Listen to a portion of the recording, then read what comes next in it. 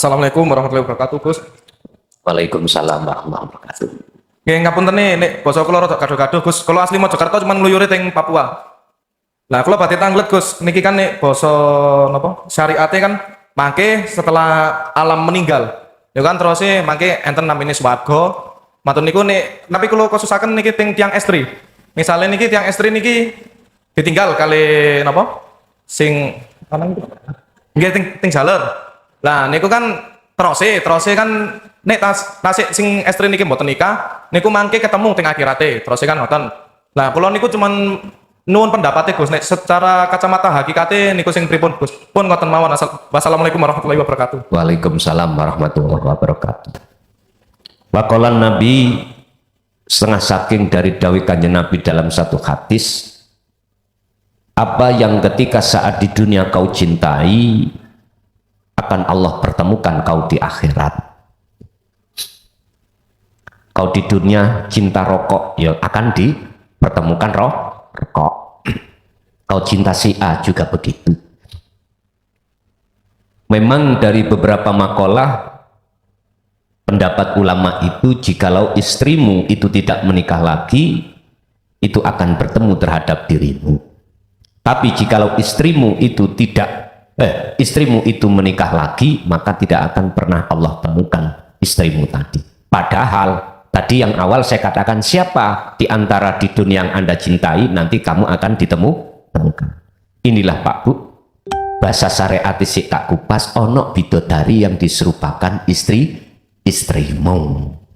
Manakala istrimu itu dilakeni wong loh, itu bahasa Arab. Laki bahasa Arab, Pak. Ya. Dinikah oleh orang lain. Ngoten lho. Wis hakikate ana apa? Ngeten, Pak. Zikir yang kami maksud di sini bukan zikir mungguh orang awam. Zikir yang kumaksud di sini adalah zikir ing mungguh orang khusus. Itulah zikirnya para kekasih Allah, baik para wali, para nabi, para rasul. Ini tiada lagi kecuali wahwa adzikru bisiril asor hatta pana idzikri. Itu sebab gini Pak, lebih mudah Anda menjaga zikir itu di dalam alam kasab manakala Allah yang menarik ke kasab daripada jenengan godak ke kasab. Beda orang yang berstatus ahli kasaf, mukasif, itu berangkat dari godak, Pak? Berburu. Ya, berburu. Beda dengan orang yang tidak berburu tapi dihadapkan Allah. Lebih mudah jenengan ngrekso dzikir itu ketika saat Allah memaksa dirimu masuk di dalam alam kasaf. Tadi saya katakan untuk mensiasati adalah daimat dzikri fi akhwalikum. Udah tentang dikiri wali iku sampean gecoki rapet. Udah.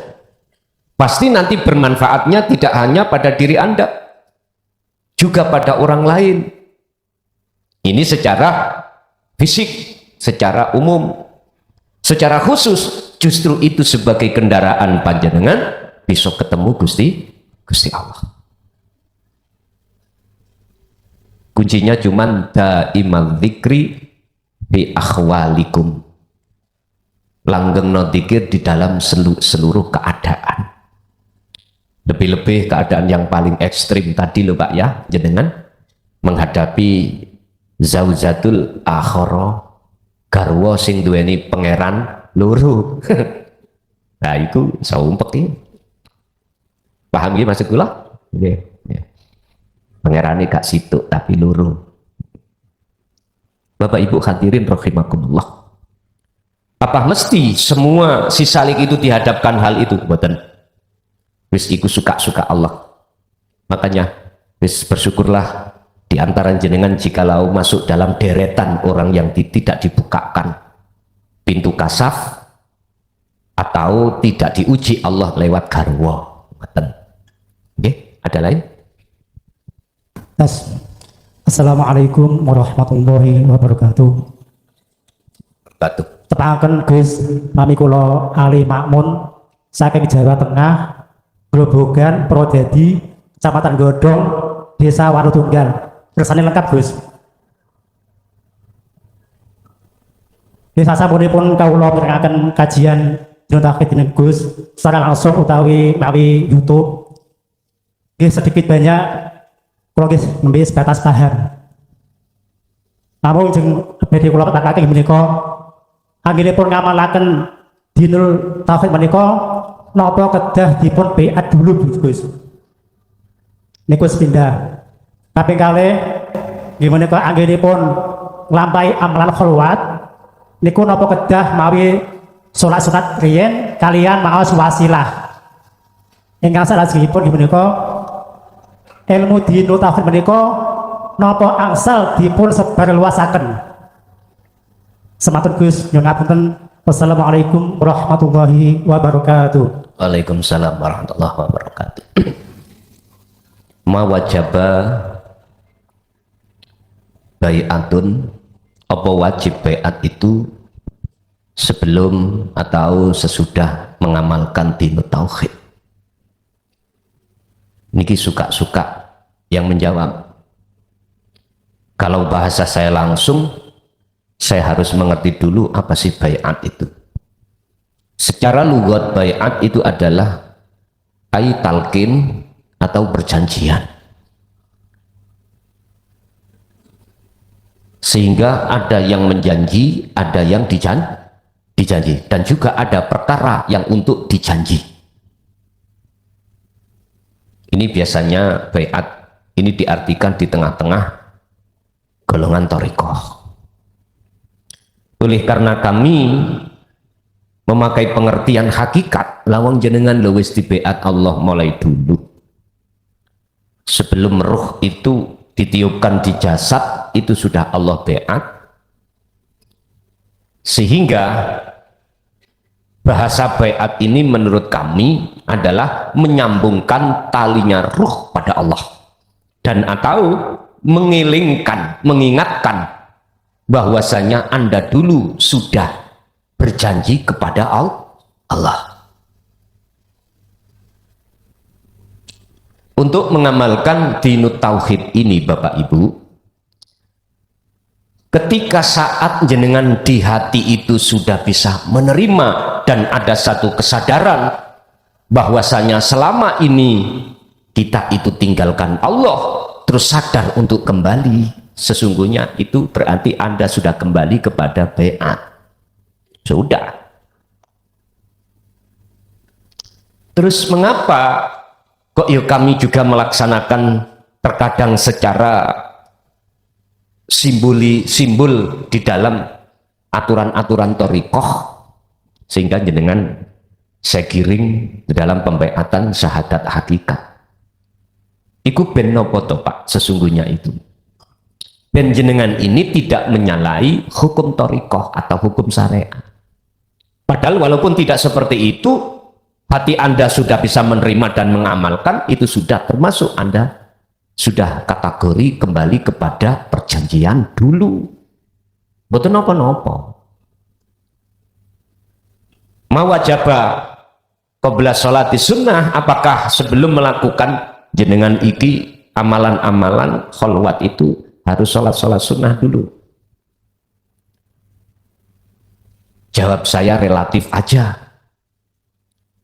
Kalau saya berbicara atas dasar ta'aluk hubungan dengan banyak orang di dalam hukum syariat thariqah, lebih baik sholat sunnah dulu, kemudian wasilah, lalu langsung hati berzikir. Tapi bukan berarti Anda tidak melakukan pemanasan seperti itu, langsung hati Anda masuk di dalam ruangan zikir, monggo, karena juga ada dasar. Ya ayyuhalladzina amanu dzkurullaha qiyaman wa qu'udan wa 'ala junubihim. Ali Imran 191. Lakukanlah zikir terhadap Allah itu dikala waktu berdiri. Enggak kuat berdiri ya duduk, duduk dengkeen ya berbaring. Nah, sudah. berdiri sambil kerja kula tasik dereng saged. Oke, duduk dengan duduk sampai duduk iku nopo kuno duduke dereng saged waktune. Ya wis arepe sare mawon, leyeh-leyeh itulah gunakan untuk berpikir sampak bablas film. Jadi relatif Pak. Terus yang ketiga, apakah boleh dinut tauhid ini disiarkan terhadap orang umum? Pak nyun sewu ya. Dulu ada kaidah yang mengatakan bahwasanya janganlah ini kau sampaikan pada orang yang tidak beriman. Artinya apa? Jikalau kau lakukan tetap percuma. Badi gegeran. Sampaikanlah terhadap mereka yang bisa menerima. Laksana gini Pak. Memang satu sisi makalah ini benar. Selama gelas ini tertutup, maka aku memasukkan air tidak akan pernah bisa masuk. Oke. Tapi aku punya makalah yang berseberangan dengan ini. Apa? Kalau toh yang mendengarkan itu sudah paham, sudah bisa menerima, menurut kami, lah terus nyapa? Sudah mengerti, sudah paham, terus kita berikan lagi. Faedahnya ini jadinya faedah li taukid, menguatkan. Apakah tidak lebih mahal diberikan pada orang yang belum mengerti? Sebab prosesnya orang mengerti awalnya tidak mengerti. Olehnya mengerti, mendengarkan, sekalipun itu berontak awal-awalnya. Jadi menurut kami wajib siar dinut tauhid itu di tengah-tengah umum.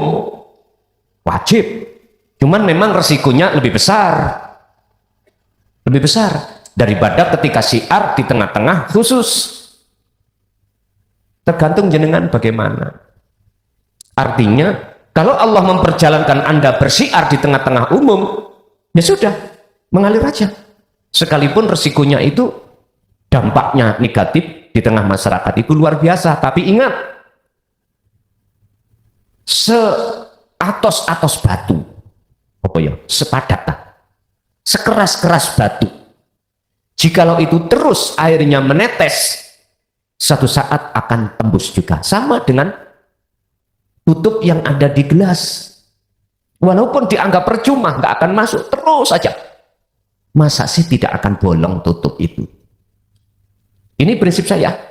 Makanya mengapa kami berani menyampaikan ini di tengah am dengan memakai bahasa yang sudah tidak kami bentuk isyarah. Saya sadar banyak yang mengatakan saya adalah min jumlatil majnun. Jangankan saya, Kanjeng Nabi pun dikatakan min jinnah, Muhammad iku golongane wong gendeng. Saya sadar. Tapi mohon maaf, saya tidak bisa berdaya Pak Bu. Untuk keluar dari pemaksaan Allah untuk menyampaikan ini, saya nggak berdaya. Memang sih menurut hitung-hitungan saya lebih baik kugunakan sak keluargaku sendiri daripada untuk orang lain, toh pada akhirnya nanti untuk kita sendiri. Tapi kami dihadapkan ruangan di mana tablet itu harus kami bawa, nggak bisa Pak, saya mengelak. Nggak bisa. Ingat, hatta ya'tiyakal yakin. Rasulullah menyampaikan hal ini sampai akhir hayat. Sampai akhir hayat. Sekalipun satu sisi dihujat, tetap beliau itu sampaikan walau karihal musyrikun, walaupun beliau dibenci, dicaci, bahkan dikatakan ajaran sesat, tetap beliau itu sampaikan. Saya sendiri tidak bisa keluar Pak dari pemaksaan Allah seperti itu. Yang jelas kami sendiri juga mengatakan wajib hukumnya disiarkan tentang dinul haq, baik di kalangan di tengah umat Islam maupun di luar agama Islam, tetap ini akan kami sampaikan. Urusan diterima dan tidak diterima itu bukan urusan saya. Sing penting ini bisa sampai di telinga para umat. Maka ada lagi, silakan. Assalamualaikum warahmatullahi wabarakatuh, Gus. Waalaikumsalam warahmatullahi wabarakatuh. Nggih ngapunten nek basa kula rada gaduh-gaduh, Gus. Kula asli Mojokerto cuman ngluyure teng Papua. Lah kula badhe tanglet, Gus. Niki kan nek basa napa? Syariate kan mangke setelah alam meninggal. Ya kan terus mangke enten namine swarga. Matur niku nek tapi kula khususaken niki teng tiang estri. Misalnya niki tiang estri niki ditinggal kali napa? Sing ana niku. Nggih ting jaler. Lah niku kan terus kan nek tasik sing estri niki mboten nikah, niku mangke ketemu teng akhirate. Terus kan ngoten. Lah kula niku cuman nuwun pendapatnya Gus nek secara kacamata hakikate niku sing pripun Gus. Pun ngoten mawon. Wassalamualaikum warahmatullahi wabarakatuh. Waalaikumsalam warahmatullahi wabarakatuh. Waqalan Nabi, setengah saking dari dawuh Kanjeng Nabi dalam satu hadis, apa yang ketika saat di dunia kau cintai akan Allah pertemukan kau di akhirat. Kau di dunia cinta rokok, ya akan dipertemukan rokok. Kau cinta si A juga begitu. Memang dari beberapa makalah pendapat ulama itu, jikalau istrimu itu tidak menikah lagi, itu akan bertemu terhadap dirimu. Tapi jikalau istrimu itu istrimu itu menikah lagi, maka tidak akan pernah Allah temukan istrimu tadi. Padahal tadi yang awal saya katakan, siapa di antara di dunia yang Anda cintai nanti kamu akan temukan. Inilah Pak Bu, bahasa syariat sik tak kupas, ono bidodari yang diserupakan istrimu, manakala istrimu itu dilakeni wong loh, itu bahasa Arab, laki bahasa Arab Pak ya. Dinikah oleh orang lain, ngeten lho, wis hakikate ana apa ngeten Pak. Apa mungkin jenengan akan bisa bertemu pada sesuatu yang Anda cintai saat di dunia, lah wong sing jenengan cintai ku bersifat fana? Mboten mungkin. Di sini ada dua kelompok. Kelompok sebagai musuh Allah, kelompok sebagai kekasih Allah. Saya bicara kelompok yang sebagai musuh Allah. Otomatis dia tidak akan bertemu terhadap siapapun yang di dunia dia cintai. Karena apa? Karena mata kita itu dalam keadaan tidak baik. Mata ruh kita itu dalam keadaan tidak baik, maksud saya dalam kondisi mata buta. Bisakah mata buta akan melihat sesuatu yang justru sesuatu itu sebetulnya fana? Tak mungkin. Jangankan, mohon maaf, yang fana kita tidak akan tahu, lah sing gak fana Allah ya nggak bisa. Karena posisi ainul basiroh kita dalam keadaan buta. Bes, kelompok yang nomor dua, sebagai kekasih Allah. Oleh karena di dunia ini sudah tidak buta lagi ainul basirohnya, mata ruhnya, maka otomatis jenengan pasti tahu siapa sebetulnya yang harus kami jadikan sebagai kekasih. Itulah sesuatu yang tidak pernah fana. Itulah jawabannya Allah Subhanahu wa ta'ala.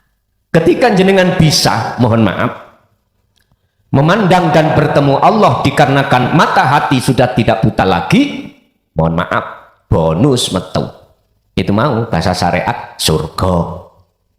Terus dipane yang ngono, luasnya nggak kena dihitung, bidodarine 7. Esok digawe sore wis perawan maneh, sore digawe bengi mingkup maneh. Loh, memang keterangan ngono, iku bahasa-bahasa syahwat Pak. Lah bahasa syahwat di dunia diartikan apa? Nafsu.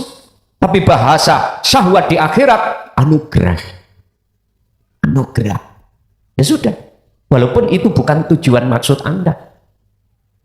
Lah inilah nantinya akan Allah serupakan istri yang kau cintai pada saat di dunia, yang bersifatkan manusia, anugerah Allah menyerupakan bidadari terhadap istri panjenengan. Sebab istri asli jenengan dinikah orang lain. Ya sudah.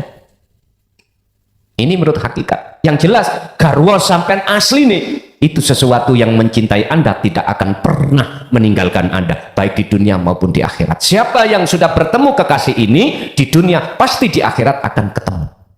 Jangankan di akhirat, di alam barzah pun Anda akan ketemu. Siapa lagi kalau bukan kekasih Allah? Jenengan minum ya dilayani minum, ambekan ya bernafas ya dilayani.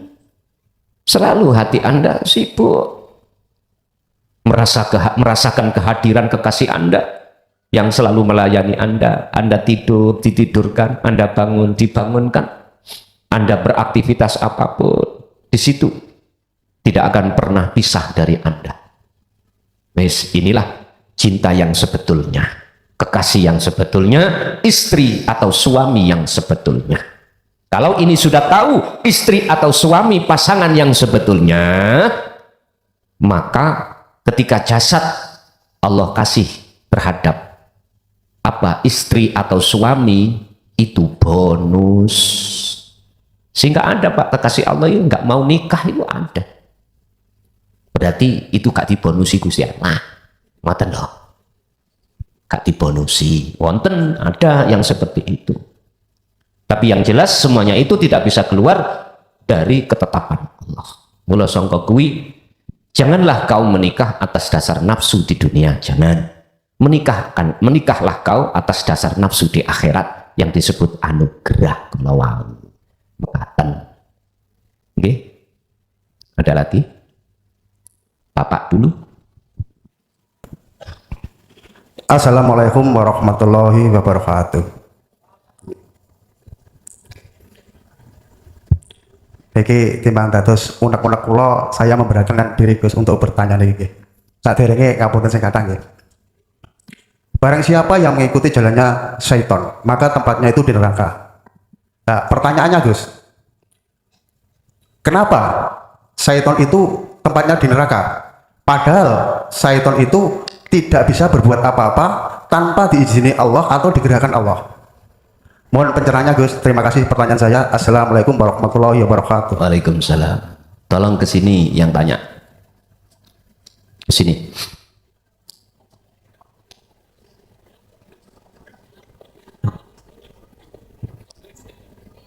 Sampean ridho tak wampung? Ridho. Ridho. Mriki. Nggih. Rasa? Nggih, enggak. Nggih, enggak. Nggih, enggak. Mengapa iblis itu atau syaitan itu tempatnya di neraka? Padahal iblis itu olehnya begitu goda ya karena Allah. Dan juga iblis itu Allah ciptakan dari api. Api ketemu api. Berarti gak panas iblis itu. Walaupun dimasukkan neraka. Kulit saya ketemu kulit jenengan. Tak kepuk. Terasa sakit, terasa. Kulit ketemu kulit. Wis ngenen-ngenen dhewe. Tapi pertanyaannya, itu loh karena Allah, kok iso di tempatnya di neraka? Ngeten Pak. Ini kembali kepada cerita di dalam surat Al-Hijr ayat 38, 39, 40. Kita proses dulu. Sebelum iblis itu menggoda Adam dan anak cucu Adam, iblis itu pernah membantah terhadap keadaan dari Allah. Membantah keadaan itu apa? Wa idh qala lil malaikati isjudu li adama fasajadu illa iblis. Diperintahkan Allah untuk nyembah Allah lewat menunaikan perintah Allah sujud nang Adam, dia nggak mau. Mengapa demikian? Karena ajazil di dalam dirinya muncul ujub, merasa lebih baik, lebih berilmu, lebih beribadah baik daripada si Adam. Akhirnya dengan begitu Allah memberikan stempel bahwasanya iblis itu adalah makhluk yang durjana. Iblis ikhlas Pak. Ikhlas. Ya Rob, berhubung saya jenengan cap sebagai makhluk yang terlaknat, izinkanlah kami dua hal. Pertama, jangan kula matikan, jenengan matikan sampai hari akhir. Niki penangguhan. Allah pun mengiyakan. Nomor dua, izinkanlah saya untuk menggoda Adam dan anak putunya keluar dari jalur panjenengan mengikuti jalur saya. Ya, bahasanya itu sebagai jawaban bahwasanya iblis tidak bisa menggoda jikalau tidak dapat izin dari Allah. Ini prosesnya, Pak. Lalu mengapa iblis itu kok ditaruh Allah di api neraka atau di nar? Lawang dia itu melakukan hal itu atas dasar perintah dari Allah, atas dasar izin dari Allah. Sifatnya iblis dan makhluk manusia sama. La haula wala quwata. Pertanyaan itu, Pak, bagi orang-orang yang sudah sampai di jalur dinul haq dan sampai pada makrifat Allah tidak berguna, gak berlaku. Ini hanya berlaku bagi golongan-golongan kita manusia yang belum bisa menerima dinul haq sampai pada kemakrifatan pada Allah, baru berlaku. Karena masih memandang makhluknya. Kalau menurut saya, Pak, menurut saya, jikalau ini dianggap menyalahi tatanan Quran, mohon maaf ya. Sebab saya menguraikan kalimah ini tidak bersumber dari Ajazil atau iblis atau setan, enggak, tapi bersumber dari Allah. Kalau toh ini bersumber dari Allah, oleh karena kita memandang semua illa billah, maka walaupun neraka yang dikatakan panas itu tidak menjadi panas. Perlu bukti? Monggo. Tapi jikalau ini buat orang-orang yang belum sampai ke akad Allah, ya seperti tadi, walaupun diciptakan dari api, dimasukkan api, ya panas. Ya tadi jenengan tak gepuk plok rosoloro inji, yaiku iblis ketemu rokok. Padahal podo-podo genine. Ngapunten, inilah golongan kita yang di posisi ahli hijab. Tapi kalau posisinya di ahli syuhud, ya mohon maaf, tidak mengenal anar, yang mengenal adalah al-jannah. Al-jannah itu maksudnya rahmat. Apa sama orang yang buta dengan orang yang tidak buta? Jelas tidak sama, Pak. Dalam hal apapun tidak sama. Dalam hal menuntun, apa mungkin orang buta satu bisa menuntun orang buta ribuan? Nggak bisa. Jangankan menuntun orang ribuan, menuntun dirinya sendiri untuk berjalan di atas jalan yang benar sampai tujuan, nggak bisa kok. Bagaimana menolong orang lain? Nggak bisa. Tapi bagaimana menurut golongan yang sudah sampai ke ahad, Allah itu sudah esa. Nah inilah, maka tidak mengenal anar. Mohon maaf. Jadi nek iblis iku mau nerimo ikhlas parane kabeh sangka Gusti Allah. Menurut kami, kaono ceritani iblis mlebu neraka. Perlu dikinayahno? Ya, oke, tak buktekno. Jenengan waktu ning dunya yang namanya keadaan sing ra penak iku lak nyumpekne ati to. Wis panas nang ati. Tapi berhubung jenengan iku punya kekasih yang sejati, gak mungkin Pak jenengan terasa hati panas, gak mungkin. Makanya ayatnya innalillahi wa inna ilaihi rajiun in asobathum musibah. Ini kan perkara gak enak Pak. Wis siapapun hati ini medongkol Pak, siapapun kita medongkol. Akhirnya menjadi hati ini panas. Di dalam panas ada rasa khawatir, ada rasa gelisah, ada rasa takut. Tapi bagi Anda sudah tidak berlaku. Karena Anda sudah sampai ke akad. Sehingga tidak mudah hati jenengan terpengaruh dengan keadaan. Padahal keadaan itu adalah makhluk yang Allah hadirkan terhadap kita. Sama. Tinggal pertanyaannya iblis itu tadi, rumongso awake ingkang nglakoni apa gustine? Nek gustine ora enek ceritane iblis mlebu neraka. Nah, nika 21. Eling 21 nggih. Wis tadi apa-apano ing munggu syariat neraka. Karena yang turun sifat rahmati Allah bukan adili Allah loh ya, rahmati surga tadine. Padahal itu 21. Apalagi 22.